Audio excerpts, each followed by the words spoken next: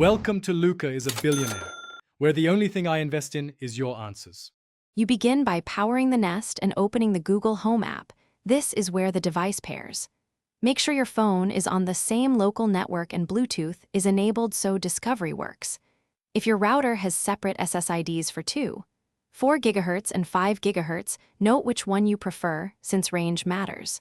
Once the app detects the Nest, tap Add Device and follow the prompts. This initiates the Wi-Fi credential exchange and starts configuration for the setup process.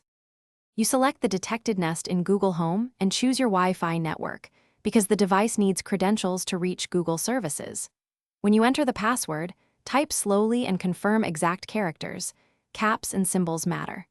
The app pushes the credentials to the Nest and may show progress as it connects and authenticates. Let it complete.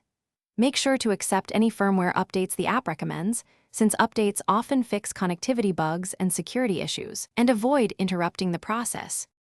You finish by confirming the Nest shows online in the app and testing core features, because that verifies both local and cloud connectivity. If the connection fails, reboot the router and power cycle the Nest, then try again after 30 seconds. Many transient issues clear this way.